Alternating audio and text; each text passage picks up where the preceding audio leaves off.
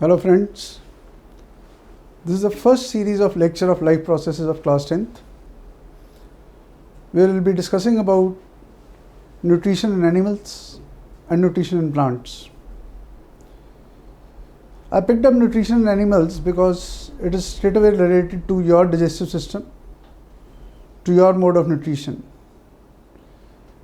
As you know, animals, they are heterotrophs. That is,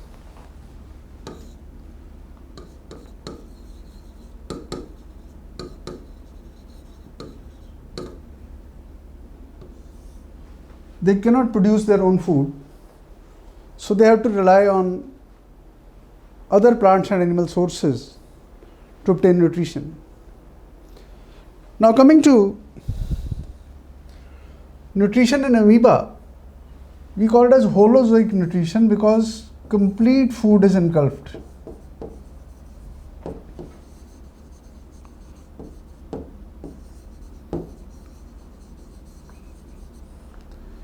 You might have listened in lower classes that amoeba extends its pseudopodia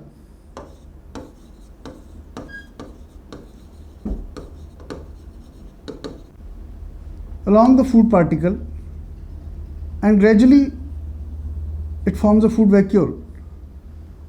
This is what is known as phagocytosis or cell eating.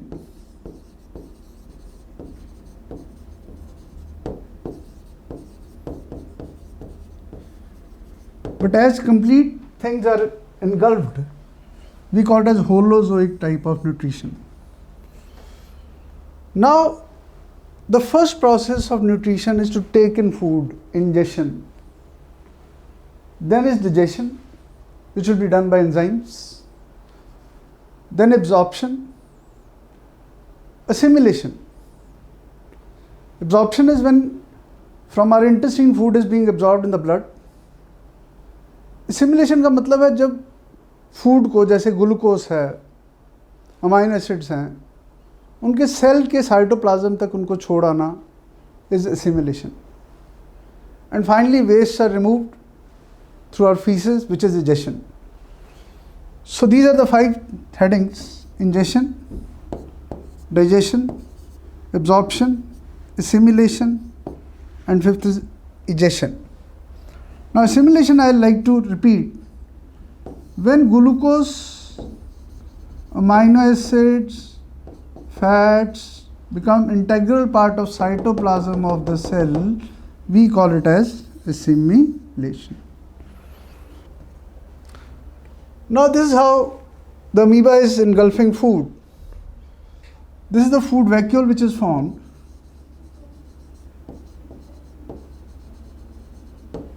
With the help of enzymes, this food vacuole, the food inside the food vacuole will be digested and absorbed in the cytoplasm. And whatever waste is there, that is digested out. So digestion inside amoeba we call it as intracellular digestion, because amoeba doesn't have any alimentary canal.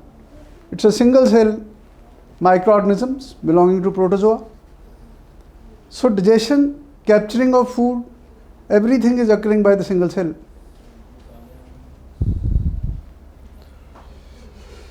Now this is how they are explaining that how amoeba is taking food. As I said, it is phagocytosis, cell eating. Digestion takes place by the help of enzymes. And what exactly digestion means? Conversion of complex, insoluble food into simpler, soluble form. This is what is the exact definition of digestion. Then comes absorption. In amoeba, in the cytoplasm, the absorption is by the process of diffusion. And another thing I would like to tell you, cyclosis, that is cytoplasmic streaming, like this.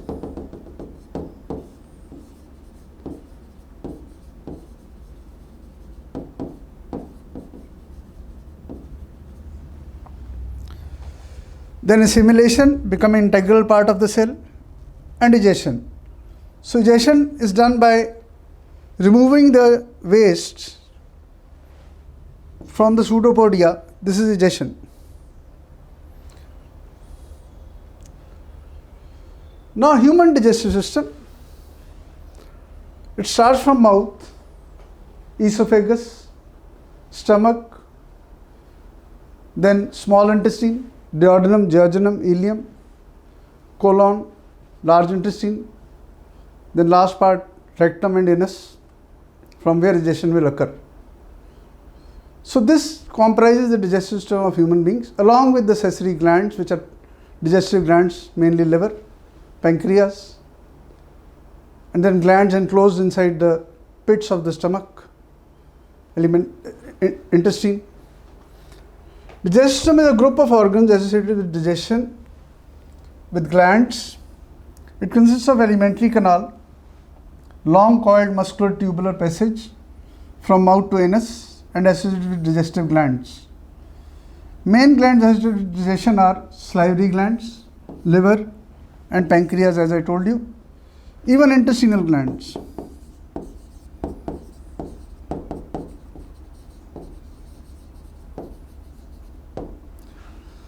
Before we talk about anything, let me write the aim of digestion. I want to convert proteins or polypeptides into free amino acids, because protein is a long chain of amino acids. So we want to break enzymatically the peptide bonds between proteins by hydrolysis, and proteins will be converted into amino acids. Fats or lipids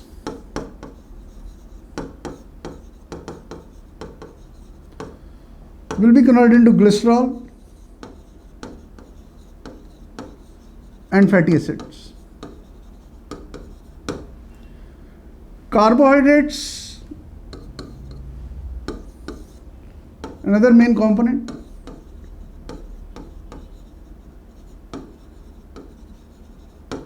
Or polysaccharides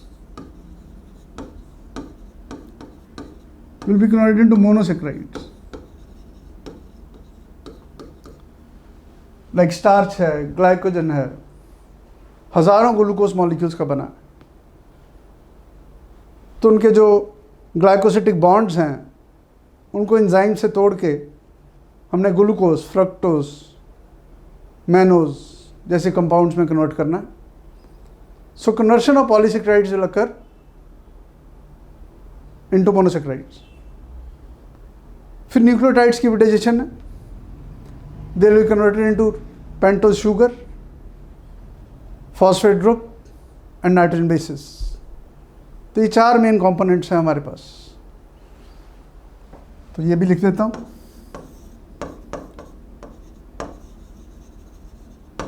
nucleotides, DNA, RNA will be converted into pentose sugar,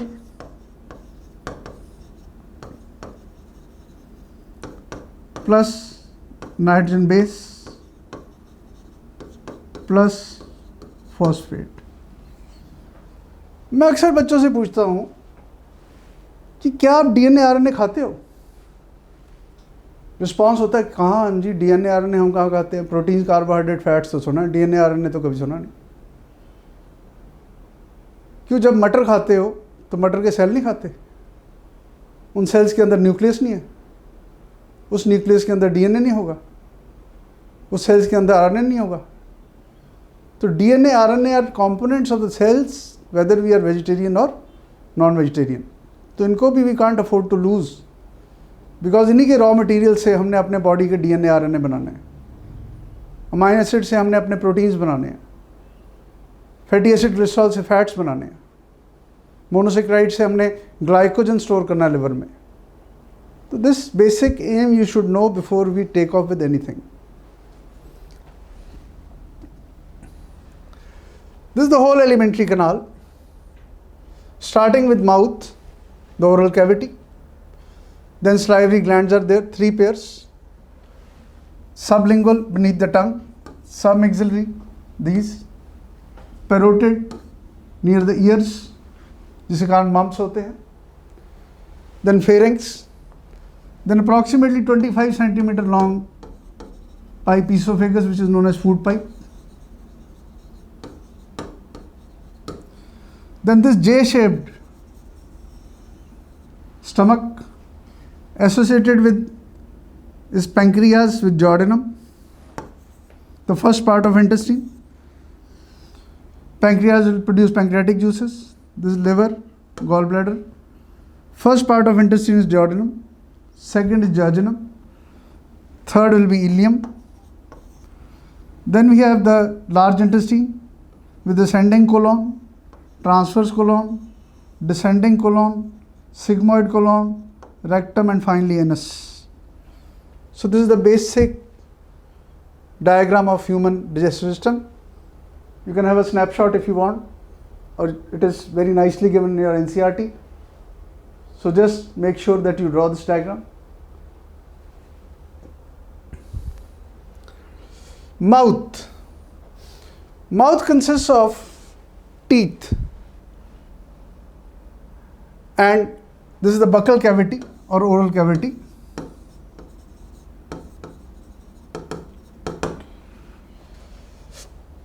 First ingestion takes place from the mouth, then buccal cavity or oral cavity is there,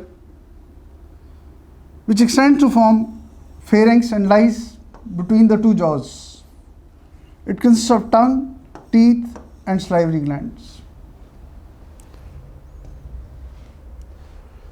Now, first of all, let me ask you, what is the function of lips?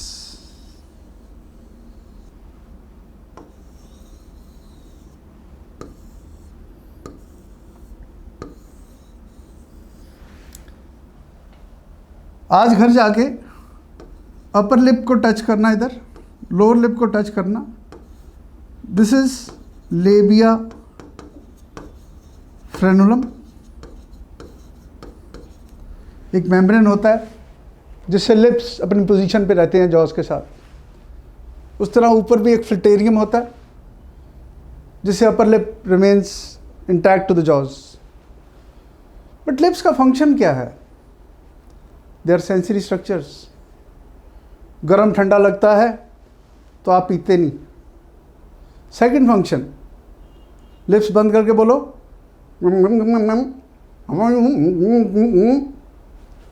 बोला नहीं जाएगा, आवाज़ निकलेगी, but you can't modify sound. This modification of sound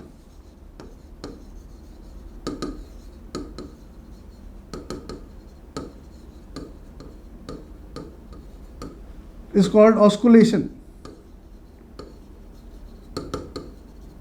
बोलती तो गाय भैंस भी है, पर गाय भैंस का लिप जुड़ा हुआ है.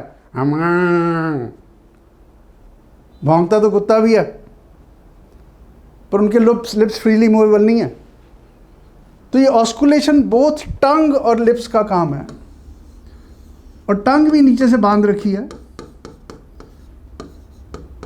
Bye lingua frenulum. लिप्स है लेबिया फ्रेनुलम, टंग है lingua frenulum. Now another main function of tongue is tongue contains taste buds.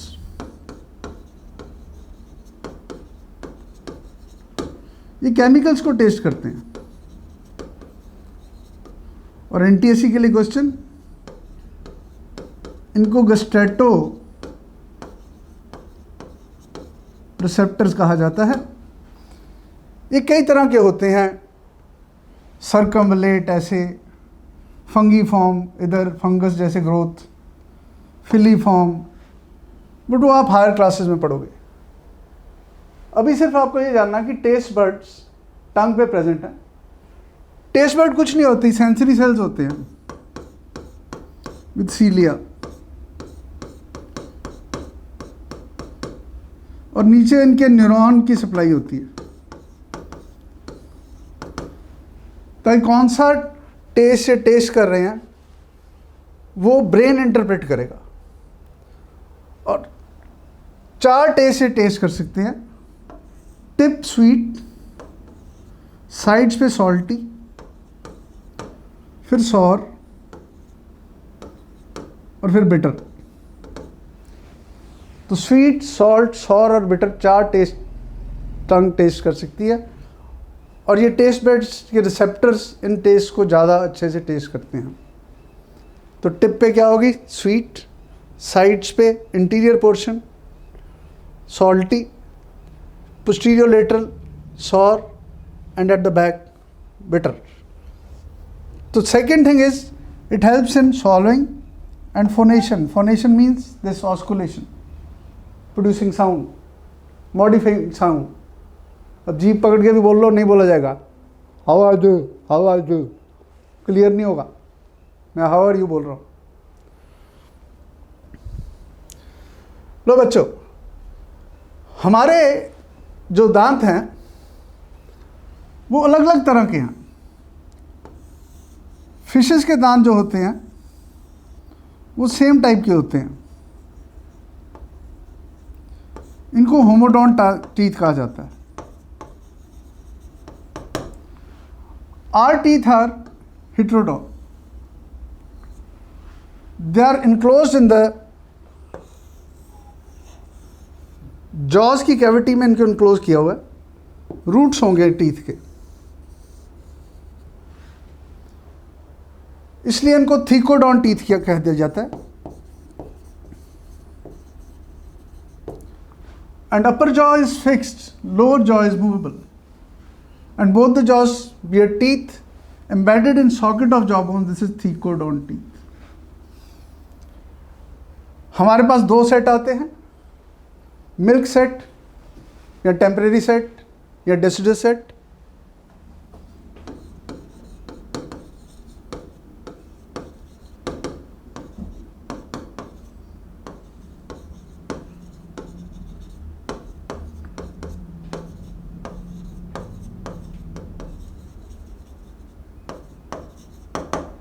Deciduous set जैसे डेसिडस लीव्स होते हैं जो झड़ जाते हैं, वैसे ही as you grow up this deciduous set, the milk set is replaced by permanent set. ऐसे दांत जो जिंदगी में 2 बार आए इनको डायफायडॉन्ट टीथ कहते हैं। डायफायडॉन्ट टीथ अपीयरिंग 2 टाइम्स। कई बार अक्सर न्यूज़ में आता है कि एक 70 इयर्स ओल्ड बंदे के तीसरी बार दांत आ गए, फिर तो वो ट्राइफायडॉन्ट हो गया। वो क्या है? That is reverse evolution एटाविज्म। Apps के 3 बार दांत आते हैं, तो that is repetition of the ancestry कि हम एप्स और मंकीज जैसे क्रीचर्स से बने हैं। बट नॉर्मल रूटीन में 2 तरह के ही सेट हैं, एक परमानेंट और एक टेम्परेरी सेट। टेम्परेरी सेट में 20 टीथ होते हैं, परमानेंट सेट में 32 teeth with 16 in each jaw, milk set में 20 in each jaw. Now this is the type of teeth with functions. Incisor 4, they are for cutting and biting. Canines 2, tearing and piercing. Premolars 4, crushing and grinding. Molar 6, crushing and grinding again. चक्की का काम करते हैं। Last set of molar जो आता है उसको wisdom tooth कहते हैं, that is between 18 to 25 years. पर आजकल since we are relying on cooked food, तो ये विजडम टूथ जो लास्ट सेट ऑफ मोलर है वो आना ही बंद हो गया। और मेरे 28 टीथ है, इसका मतलब मैं बड़ा ही नहीं हुआ। तो they are known as vestigial teeth, so they have stopped coming in the course of evolution. फिर आ जाओ जी, ये है डेंटल फॉर्मूला।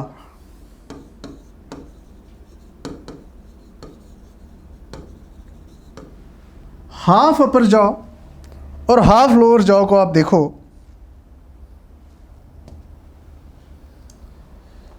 ये 4 इंसाइजर्स हो गए।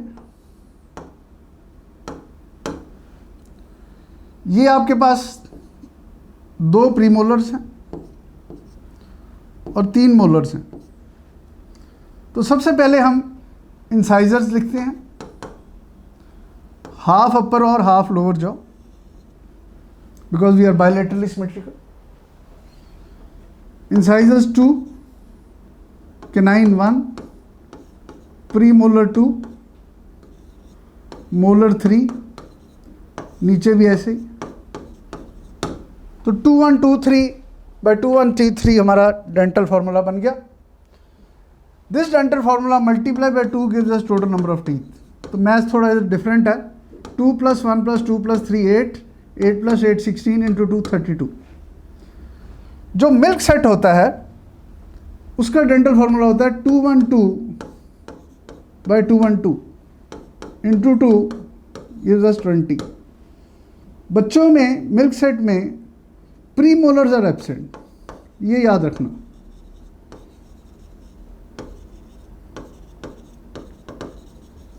उनमें these two represents the molars.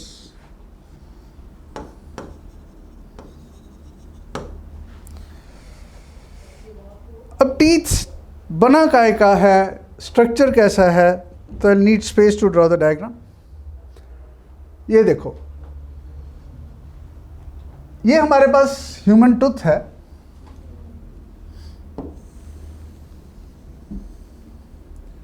ऐसे उसके रूट्स होते हैं which are embedded in socket of jaw bone. फिर काफी हद तक teeth is enclosed in gums.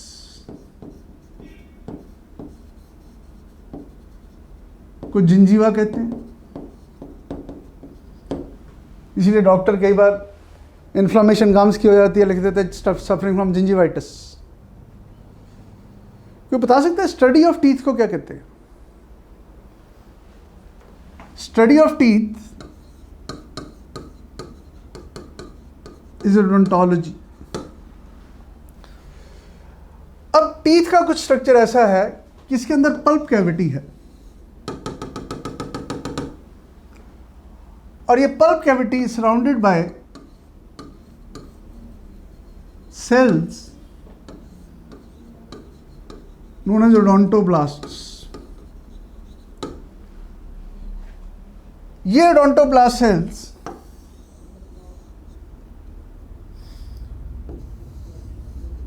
Teeth का डेंटाइन भी बनाते हैं और हार्डेस्ट लेयर ऑफ टीथ जिसको इनेमल कहते हैं, हार्डेस्ट लेयर। इसीलिए हमें जो फॉसिल्स मिले हैं मैक्सिमम ह्यूमन बीइंग्स के, डायनासोर्स के, वो टीथ के मिले हैं मैक्सिमम, बिकॉज डिके बहुत कम है एनिमल की। जब से मेरा परमानेंट सेट आया अप टिल माई डेथ ये एनिमल रहेगा। This is the hardest substance of the body.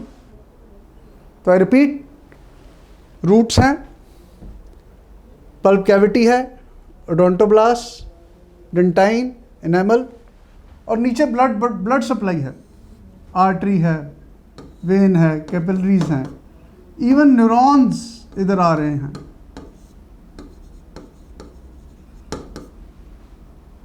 कई बार दांत दुखता है मेरी एज में जाके, तो डॉक्टर आरसीटी कर देता है, रूट कैनाल ट्रीटमेंट।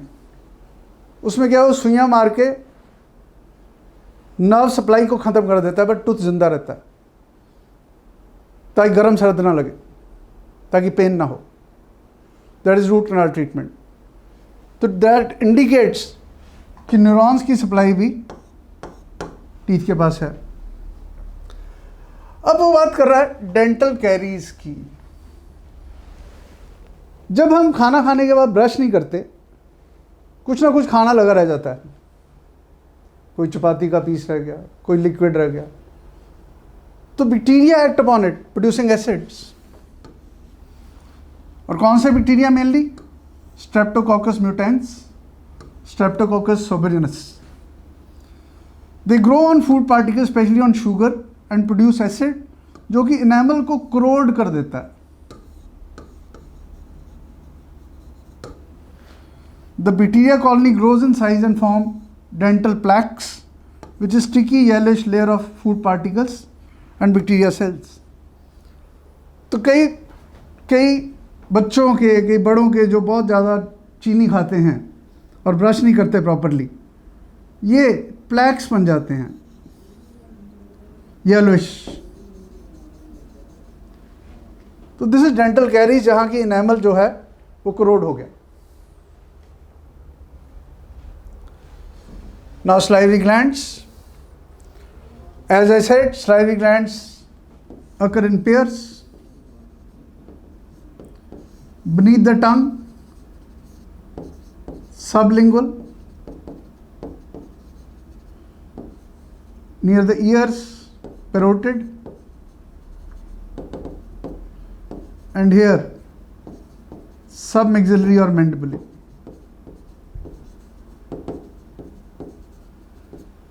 तीन पेयर्स salivary glands के होते हैं, parotid, submaxillary, sublingual, और पूरा माउथ जो है वो saliva से भर जाता है. And they have ducts. They are exocrine glands which will produce enzymes. The enzyme produced is ptyalin or salivary amylase. It has mucus, water, lysozyme which kills bacteria. This is an important question. तो mouth में ना protein की digestion होती है, ना fats की digestion होती है, ना न्यूक्लियोटाइड्स की डाइजेशन होती है. अगर होती है तो पॉलीसेकेराइड्स की होती है. Amylase is another word for starch. तो स्टार्च को ये माल्टोज में कन्वर्ट कर देते हैं. Maltose is glucose plus glucose. ये डाइसेक्राइड है.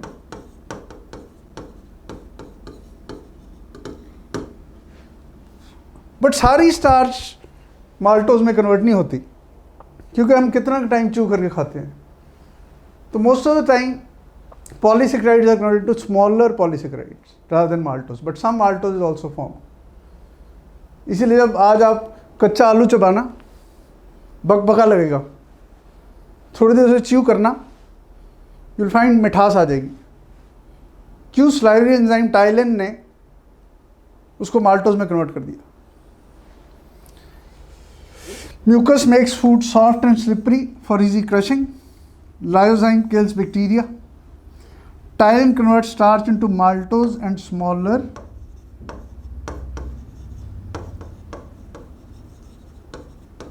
polysaccharides. Tongue keeps the teeth clean and also lips moist for phonation, that is for modification of sound. This is the exact location of parotid glands. You can see they have pipes. Glands with pipes are called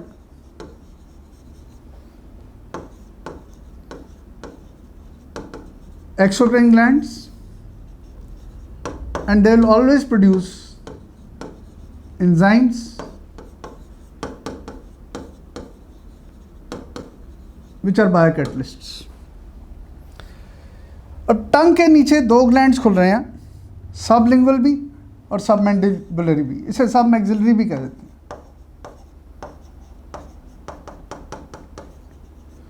maxilla is upper jaw.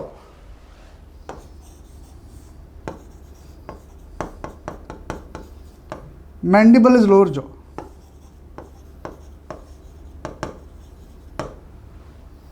तो इसकी position clear होगी बच्चों? Okay. Now pharynx consists of buccal cavity which opens into pharynx, which is common pathway for digestion as well as respiratory tract. Digestive tract continues into windpipe, that is esophagus. Esophagus, as I already said, 25 centimeter long pipe. Food slips into the esophagus, and this is what you call it as bolus.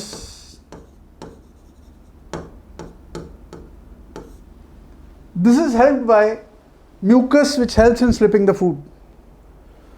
ये 25 centimetre pipe में involuntary muscles हैं जहां एक wave of contraction and relaxation will pass, pushing this bolus into the stomach. As you can see, pharynx की common opening है जो wind pipe में भी जा रही है. ये larynx है, voice box. This larynx has vocal cords which will vibrate. आप सांस अंदर लेके बोल के देखो, नहीं बोल पाओगे. जब आप सांस बाहर को लेते हो तो vocal cords vibrate and sound is produced. ये आगे को पड़ा है ट्रैकिया, इसके पीछे एसोफेगस है. ऐसे in front is the trachea, at the back is oesophagus. Now this is known as wave of peristalsis. I repeat, a wave of contraction and relaxation passing through the walls of esophagus is known as peristaltic wave. जैसे ही food जे shaped stomach में enter करता है, इधर दो sphincters लगे होते हैं. एक का नाम है पाइलोरिक स्फिंक्टर,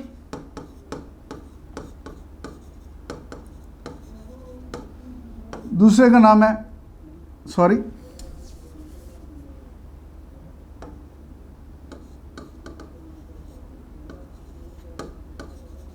ऊपर वाले का नाम है cardiac sphincter,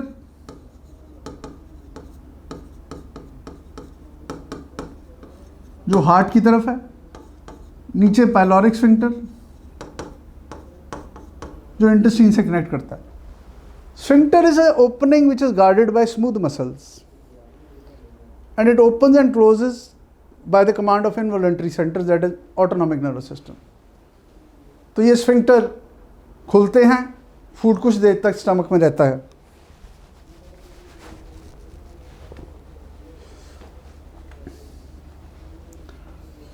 This is what they are showing. A wave of contraction and relaxation passing through the walls of esophagus is known as peristaltic wave.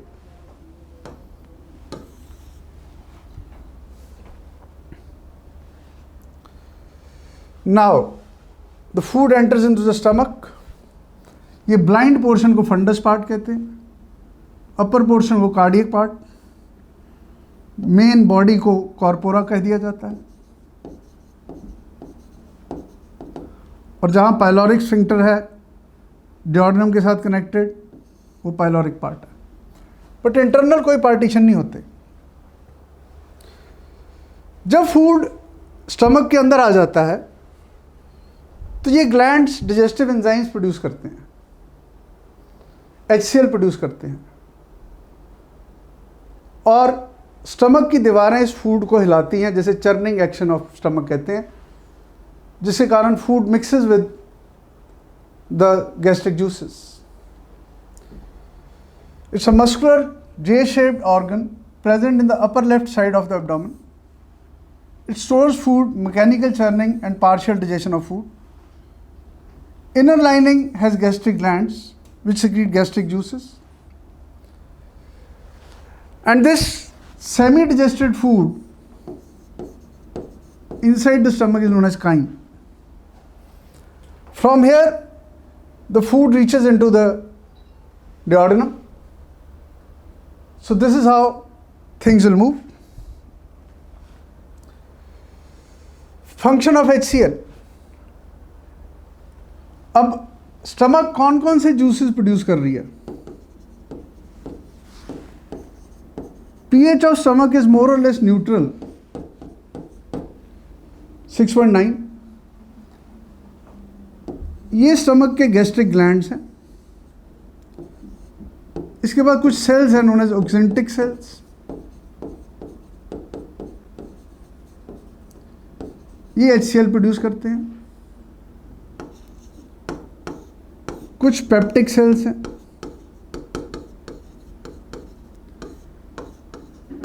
इनको चीफ सेल्स भी कह देते हैं. इनको जाइमोजन सेल्स भी कह देते हैं. They will produce enzymes. फिर ऐसे कुछ घड़ा शेप्ड सेल्स हैं Goblet cells, they will produce mucus. HCl क्या कर रहा है? एक तो pH वो स्टमक की, sorry this was pH of mouth neutral, pH stomach की 2.2 कर रहा है, हाईली एसिडिक, जिसके कारण जो टाइलिन आ रही है उसकी एक्टिविटी बंद हो जाती है. ये बैक्टीरियसिडल है, माइक्रो ऑर्गेनिज्म्स को मार देता है. It converts pepsinogen into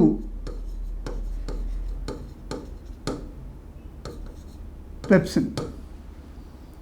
I repeat, here by mistake I had written stomach. Stomach की पीएच न्यूट्रल होती है, माउथ की पीएच न्यूट्रल होती है, सॉरी, स्टमक की पीएच हाईली एसिडिक है 2.2. अब इतनी पीएच होने के कारण तो स्टमक की वॉल्स कोरोड हो जाएंगी, बट उनको बचाने के लिए ये म्यूकस की लेयर है. एक एंजाइम और होती है prorenin. It is activated by pepsin to form renin.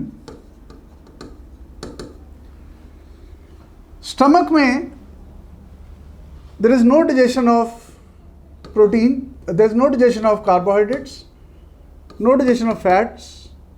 अगर digestion होती है सिर्फ प्रोटीन्स की होती है.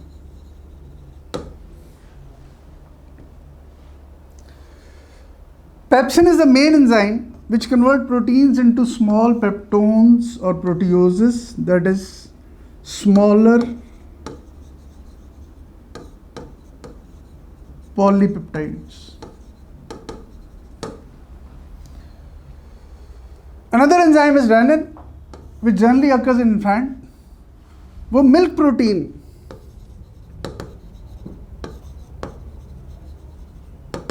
केसिन को पैराकेसिन में कन्वर्ट कर देती है, मतलब छोटे यूनिट्स में. तो ये दो मेन एंजाइम है, one is pepsin, another is rennin. Mucus protects the inner lining of stomach from corrosive effect of HCl. इसलिए HCl की ज़्यादा प्रोडक्शन हो जाए the person suffer from acidity, और कई बार तो पेप्टिक अल्सर्स भी हो सकते हैं, वुंड्स हो जाती हैं स्टमक में.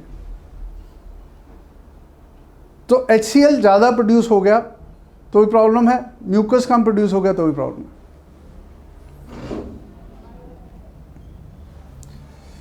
Small intestine, it is longest part of alimentary canal. In human being it is about 6 meters in length and 2.5 to 3.5 in diameter. It is longer in herbivores and shorter in carnivores. क्यों? क्योंकि herbivores में main diet तो starches हैं, polysaccharides हैं, proteins हैं, fats तो बहुत कम होते हैं. उनको डाइजेशन में काफ़ी टाइम लग जाता है, इसलिए herbivores have longer small intestine as compare to carnivores. हमारा जो ह्यूमन इंटेस्टाइन बना है वो भी that is basically because of herbivorous diet. आप कभी मीट खाना, आपको सजेस्ट किया जाता है पेरेंट्स कि मीट के साथ सैलड ज़रूर खाओ ताकि फीसेस नॉर्मल आ सके, नहीं तो क्या होगा, you will suffer from constipation, क्योंकि fats can be completely absorb. Whereas starches में, प्लांट प्रोडक्ट्स में सेलुलोज होता है विच एक्ट एज रफेज, हमारी बॉडी उनको डिजेस्ट नहीं कर पाती. It is highly coiled. The first part is duodenum, which is U-shaped, continuing after the stomach, like this. Then is jejunum, and third longest part is ileum. Ileum को हम small intestine proper भी कहते हैं.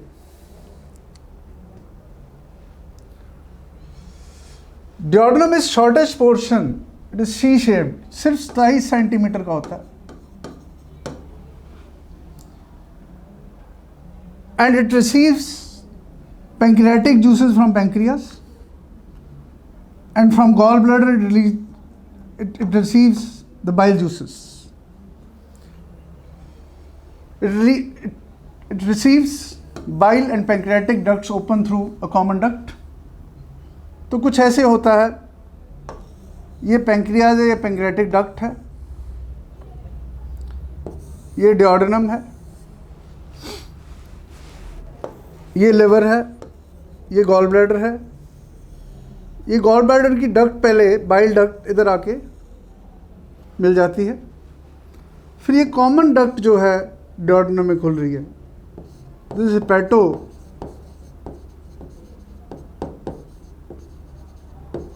Pancreatic duct. Clear? तो इस diagram में इतना ज़्यादा क्लैरिटी नहीं है, ये ज़्यादा क्लियर है। टाइम टाइम स्फिंक्टर्स होंगे, sphincter of Boyden, ampulla of Boyden, sphincter of Oddi, ampulla of Vater, तो ये आप हायर क्लासेस में पढ़ेंगे, अभी नहीं। Small intestine also bear intestinal glands, it has finger like projection known as villi. Villi के ऊपर माइक्रो विल्लाई होते हैं, which are made up of columnar epithelial cells.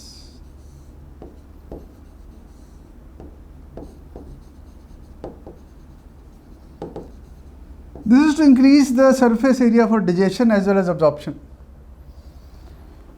इधर ब्लड वेसल्स पड़ी हैं, आर्टरी वेन की ब्रांचेस, और कुछ ब्लाइंड वेसल्स पड़ी हैं, लेक्टील्स।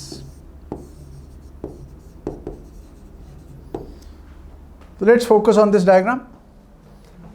ये एपिथेलियल लाइनिंग्स है which is made up of microvilli, इसको ब्रश बॉर्डर मेम्ब्रेन भी कह देते हैं।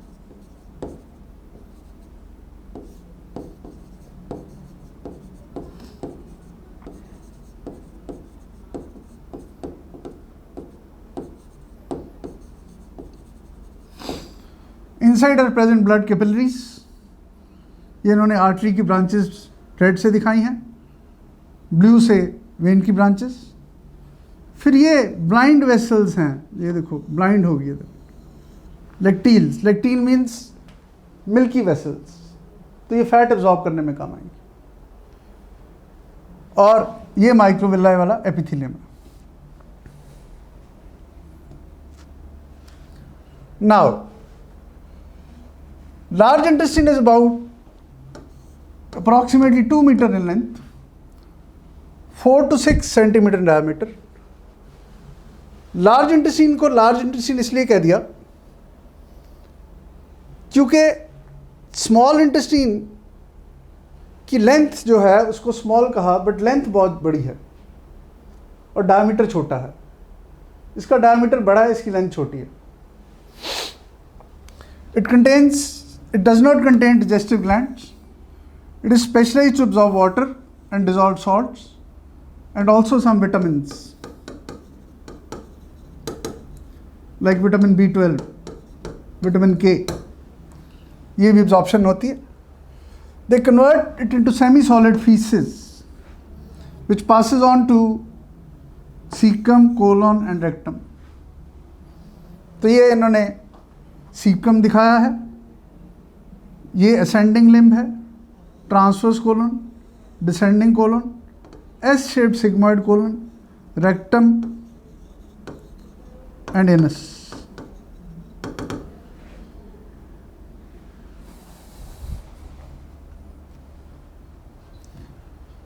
Cecum, it is a small pouch-like structure. A small tube called vermiform appendix is attached to it, which is vestigial. तो जहाँ small intestine large intestine को मिल रही है, ये पोर्शन सीकम कहलाता है। It is protrude into this comma shape structure known as vermiform appendix, जिसका कोई रोल नहीं है। शुरू में थोड़े बहुत WBC जो रहते थे तो लिम्फोइडल रोल था, बट बाद में ये एपेंडिसाइटिस कॉज करता है, जिसके कारण इसको रिमूव कर दिया जाता है। तो vestigial means functionless. Colon large intestine का दूसरा नाम है।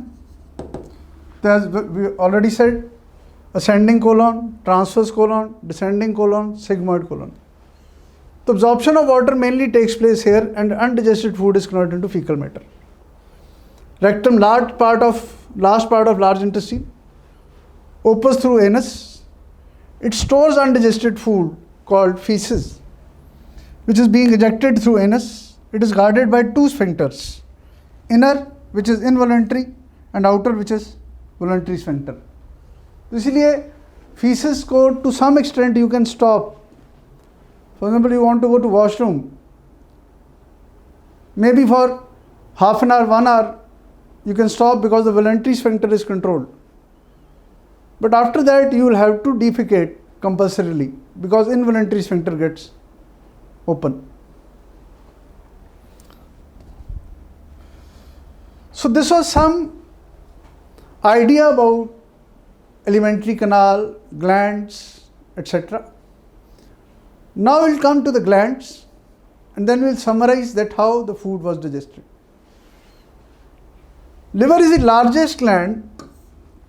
It weighs 1/40th the body part weight. मान लीजिए आप 80 kg के हो तो आपका लिवर 2 kg का होगा. It is reddish brown color gland which lies in the region of right side below the diaphragm. ये पड़ा liver. It has two lobes, larger right lobe and smaller left lobe. तो ये lobes दिखाए इन्होंने. Left lobe, right lobe. A small pear-shaped yellowish-green sac is attached to the liver, which is known as gallbladder, which stores bile juice. तो bile का function क्या है? अभी रुकिए. Functions of liver. Urea cycle इधर चलता है. यूरिया साइकिल को क्रेब्स हैंसलीट साइकिल भी कहते हैं, इसको ऑर्निथीन साइकिल भी कहते हैं.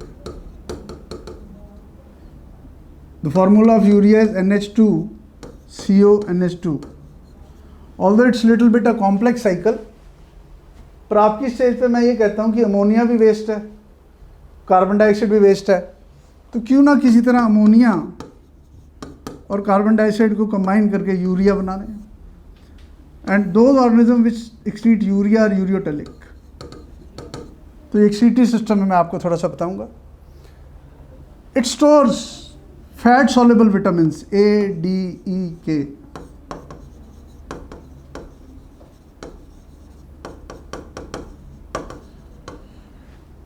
It helps in secretion of bile juice. Bile juice will contain bile salts, sodium and potassium, taurocolate and glycolate. तो इनका फंक्शन मैं बताऊंगा कि they will emulsify fats. और एक ये प्रोड्यूस कर रहा है बाइल जूस में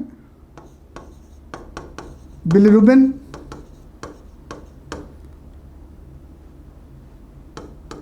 and biliverdin, which is break down component of haemoglobin.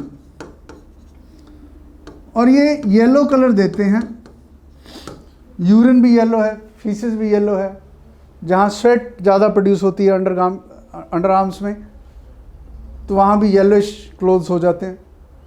Plasma का कलर पेल येलो है बिकॉज ऑफ बिलिरुबिन. तो ये एक्सक्रीटरी प्रोडक्ट है, जैसे बाहर फेंकना है तो urine, sweat, faeces etcetera.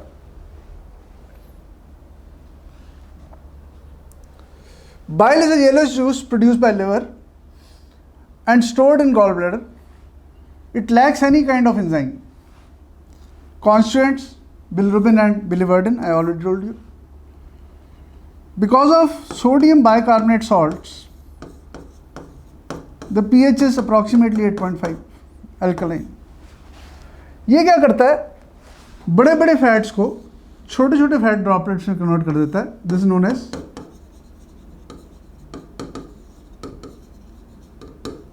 emulsification.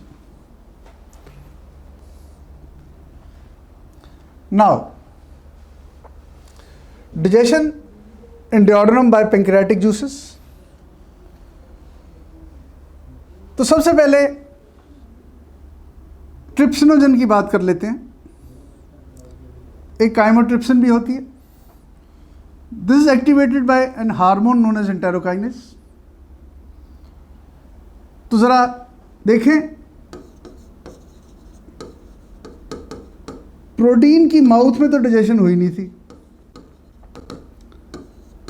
Stomach में पेप्सिन ने प्रोटीन्स को पेप्टोन्स में कन्वर्ट कर दिया था। मिल्क प्रोटीन केसिन को रेनिन ने पैराकेसिन में कन्वर्ट कर दिया था। जहां पेप्सिन ने छोड़ा, ट्रिप्सिन ने उठा लिया।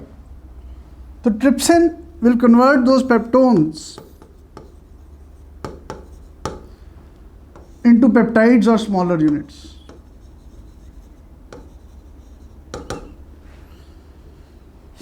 माउथ में कुछ स्टार्च माल्टोज में कन्वर्ट हो गई थी, कुछ पॉलीसेकेराइड्स वैसे ही रह गए थे। तो पैंक्रियाटिक जूस से स्टार्च डाइजेस्टिंग एंजाइम आती है पैंक्रियाटिक अमाइलेज, जो इसको 2 यूनिट्स में माल्टोज में कन्वर्ट कर देती है। फिर जो एमल्सिफाइड फैट्स थे वो पैंक्रियाटिक लाइपेज उनको फैटी एसिड्स और ग्लिसरॉल में कन्वर्ट कर देती है। नाउ जो पेप्टाइड्स अभी भी बचे हैं उनको अमाइनोपेप्टिडेजेस अमाइनो एसिड्स में कन्वर्ट कर देगी। एक कोई भी प्रोटीन का 2 एंड्स होते हैं, एक अमाइनो एंड और एक कार्बोक्सिलिक एंड। इधर से अगर तोड़े तो अमाइनोपेप्टिडेज, इधर से तोड़े कार्बोक्सीपेप्टिडेज। फिर जो हमारे पास डाइसेक्राइड्स बने थे, maltose will be converted bye maltase into glucose plus glucose. Lactose will be converted bye lactase into glucose plus lactose. Maltose malt sugar होती है, लैक्टोज मिल्क शुगर होती है। और जो कॉमन शुगर आप खाते हो घरों में, जिसको केन शुगर कहते हैं, that is converted bye sucrase. Sucrose is converted into sucrase into glucose and fructose. तो 3 डाइसेक्राइडेजेस हैं, माल्टोज को तोड़ने वाली माल्टेज, लैक्टोज को तोड़ने वाली लैक्टेज, सुक्रोज को तोड़ने वाली सुक्रेज। अब let's have some knowledge corner. Give the role of the following muscles of stomach. क्या हो जाएगा? Churning and mixing food with gastric glands. HCl bacteria को मार रहा था, माइक्रो ऑर्गेनिजम्स को मार रहा था। और क्या कर रहा था? एंजाइम्स एक्टिवेट कर रहा था। Mucus protection against the action of HCl from corrosion. Bile juice, bile salts क्या कर रहे थे? They emulsified fats converting them into small droplets, ताकि अब पैंक्रियाटिक लाइपेज इनको डिजेस्ट कर सके।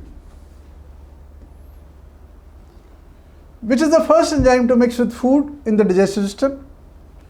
Obviously, the first enzyme will be amylase, जिसको हमने टाइलिन कहा था माउथ में। choose the function of the pancreatic juice from the following. Trypsin digests proteins and lipase and carbohydrates, no. Trypsin digests emulsified fats, no. Trypsin and lipases digest fats, no. Trypsin digests proteins, yes. And lipase digests emulsified fat droplets. So, right answer is D. If salivary amylase is lacking in saliva, which of the following events in the mouth will be affected? Salivary amylase नहीं है तो starch digest नहीं होनी. Proteins breaking down into amino acid will be affected. इसका क्या effect है? Starch breaking down into sugars. Yes, this will be affected. Fats breaking down into fatty acid. इससे क्या लेना देना? Absorption of vitamins. इससे क्या लेना देना? Which part of alimentary canal receives bile from liver? Small intestine का कौन सा portion? Duodenum. तो ये हमारे पास कुछ बात थी. अब थोड़ी सी बात मैं एब्जॉर्प्शन की कर देता हूँ, जहाँ तक आप समझ गए. अब एक बार क्विक रिवीजन करते हैं. पॉलीसेकेराइड्स माउथ में कन्वर्टेड इनटू स्मॉलर यूनिट्स और माल्टोज बाय टाइलिन. फिर उसके बाद स्टमक में कोई डाइजेशन नहीं हुई थी. डिओडेनम में एक ट्रिप्सिन थी, एक chymotrypsin.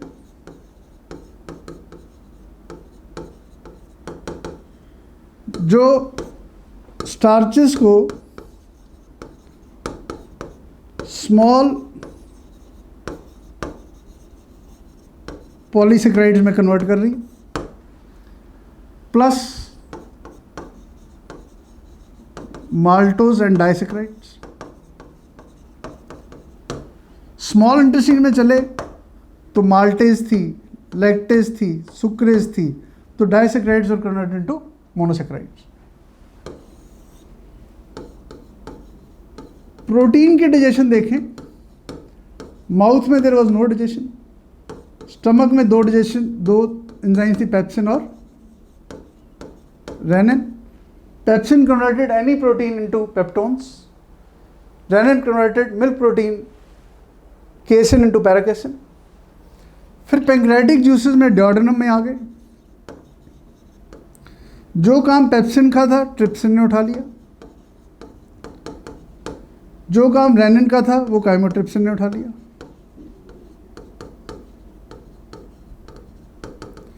So the polypeptides or peptones will be converted into dipeptides and smaller units. Small intestine proper में dipeptides will be converted into free amino acids.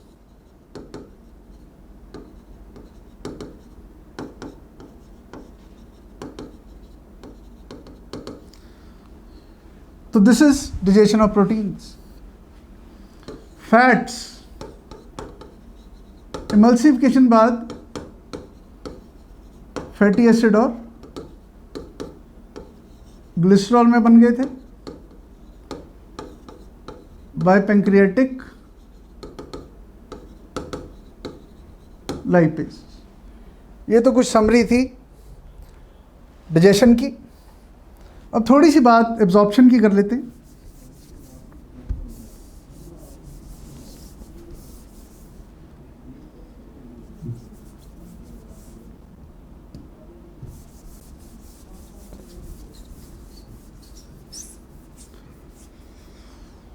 विल्लाई के अंदर ब्लड वेसल्स हैं.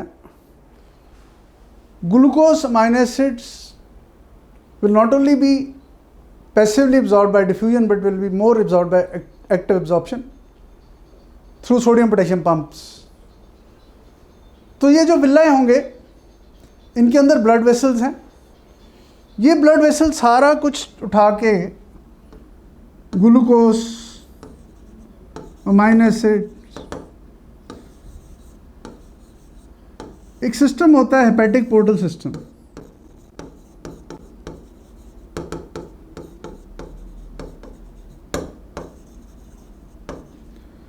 जो कि लिवर तक ले जाएगा इन्हें। लिवर ने डिसाइड करना है कि कितना ग्लूकोज ग्लाइकोजन में स्टोर करना है on the command of insulin. बाकी हेपेटिक वेन के through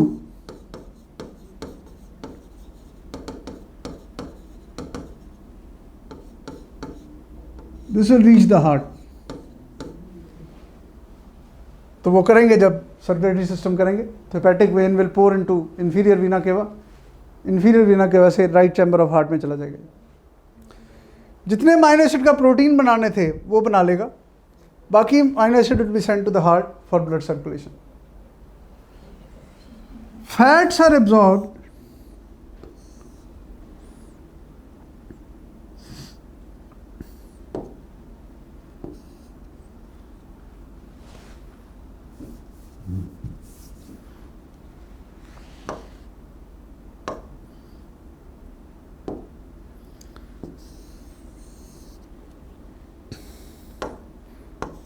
through these blind vessels known as lacteals। तो ज़्यादा डिटेल्स तो नहीं करेंगे, इतना बताऊंगा they are absorbed in the form of काइलोमाइक्रॉन्स।